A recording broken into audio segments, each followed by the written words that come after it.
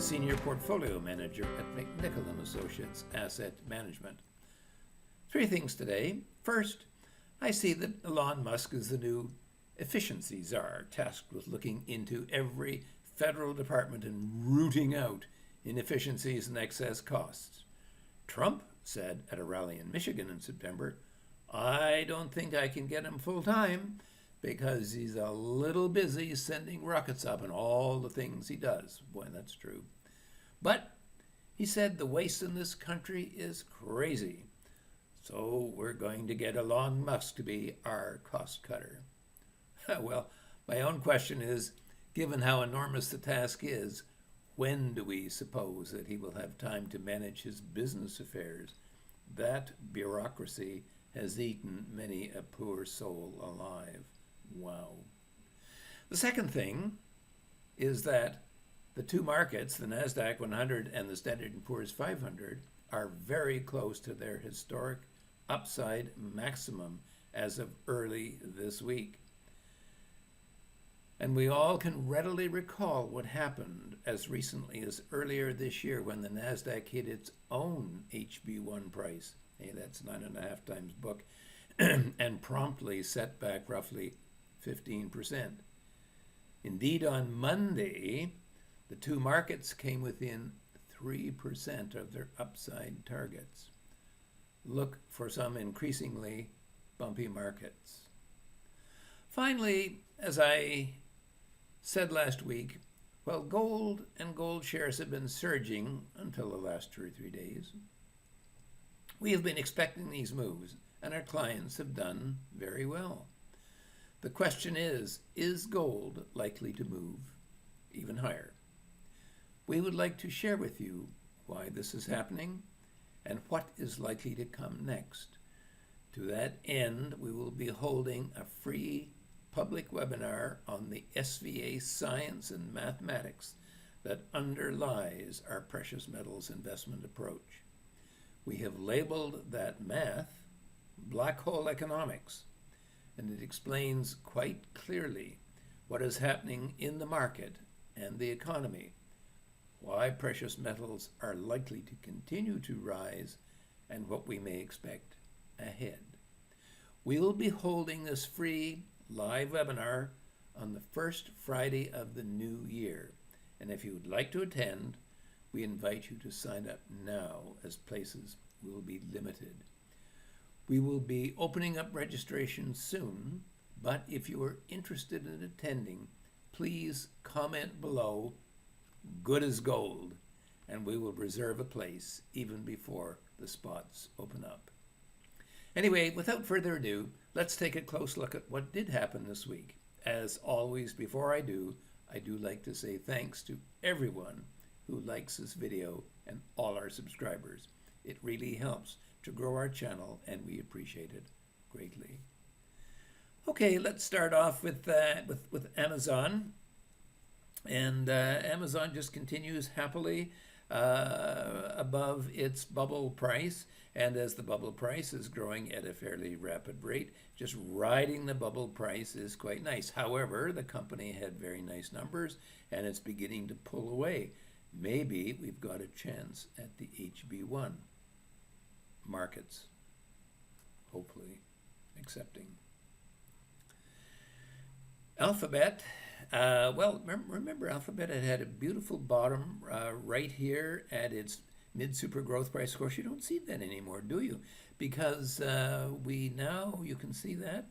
We had a new balance sheet, and what happened here is that the decline in the balance sheet has pulled the balance sheet down, and it's a characteristic of our charting system that's what happens. In order to make things look nice and smooth, those lines can go up and down to a degree. However, we got a perfect bottom here. Now, what is the implication, however, of that increase? Well, the implication of the increase is that there is less room for the stock to rise on the upside before it gets to its bubble price target. So, you might say the Lord has kind of taken away a little bit in the case of Alphabet. Nice numbers, but something has gone. Microsoft kind of looks like a huge DC-10 coming in for a landing.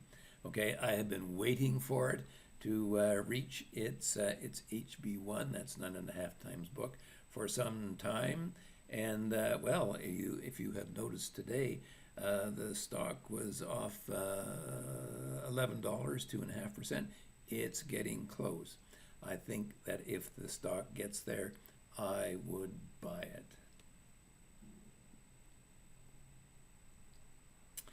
Apple continues that in that somewhat downwards channel, but again, not much movement in the stock.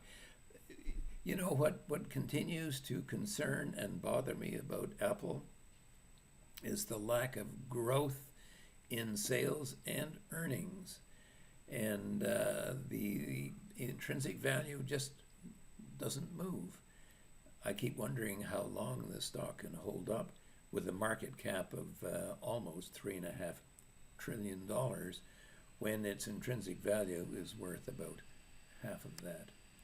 However, never argue with the market. Meta was doing just fine until it ran into the authorities at the EU and has pulled back, well, about $20 today, about 3.5%. It was heading nicely up to its HB1, but that's pulling back a little bit. We'll have to see how well it's able to absorb that news and drive on. In the meantime, very, very nice numbers and very promising chart. Tesla, look at what happened, eh?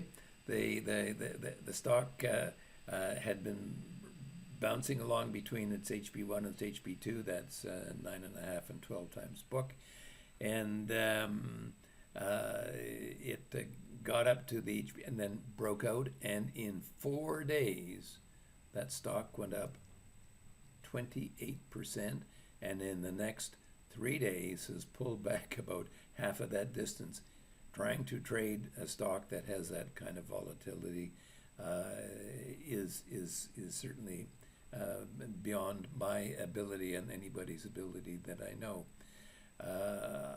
I have to say, however, that I continue looking at the intrinsic value of the company and where we are in the business cycle.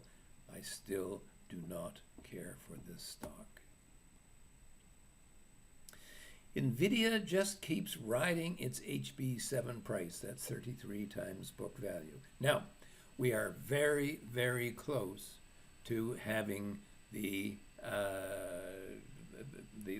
next quarter's earnings. You see those little diamonds here at the bottom of the chart. That tells me when the company reported last time, and it tells me that a year ago this company reported on November the 21st, so we're very close to finding out what is going to happen. Well, I guess we'll be seeing you next week. Finally, Netflix has broken out nicely over its HB2. I said I really like this company, and it's been doing very, very well. The stock actually beginning to accelerate away. Now, today, it's off about 2.5%, about $20, but it doesn't kind of break that trend. And it looks very much to me as if it can get to its HB3, which is 16 times book value. But if we look back in the historical chart, we see that it's actually been higher than that.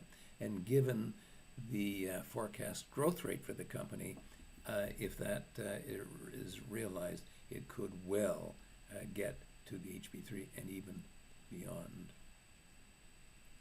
Anyway, to briefly recap, Amazon had excellent numbers and is looking as if it wants to head to its HB1 price, 9.5 times book.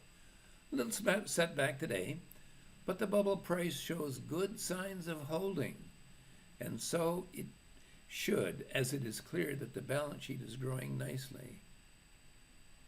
Alphabet's buy signal at its MSG price, 5.5 times book, still looks good to me. And I can see that the probable top at the bubble price is coming into view. The most critical balance sheet update was Apple. And 2 weeks ago, we saw that $32 billion share buyback, what it entailed. Still very little growth in evidence. I do remain concerned here. Microsoft keeps slipping, oozing down towards my long-awaited HB1 price target. But with consensus growth expectations for the next year at only 11%, and I will be watching to see whether that valuation level can hold. Nonetheless, as I said, I would buy when it gets there. Meta had nice revenue numbers and scintillating net income results, but they're tangled up with the EU authorities right now, and that may hold the shares back a bit from reaching that tantalizing target. Oh, you can taste it, eh? It's HB1 price. As NVIDIA has not reported as of yet, I have no update. Okay, its share value clings at its HB7 price, 43 times book. But as I said, they're reporting next week. Tesla shot up 28% in 4 days, hit its HB3 price, 16 times book, and ricocheted off like a bullet off a rock. You had to be there because you could not have reacted to the speed of that breakout. Personally, I do not see how he can run his huge company and manhandle the entire U.S. government at the same time, but I remain happy and bemused to watch from the sidelines. Finally, until today's little setback, Netflix had been heading to its HB3 price at 16.5 times book on strong earnings growth. Consensus growth expectations for the next 5 years, are 26%. So investors should have good reason for optimism. And as I showed you recently, that may not be all market forces permitting, of course. Anyway, that's all for this week. For now, this has been Ross Healy, the chairman of Strategic Analysis Corporation and a senior portfolio manager at McKinsey.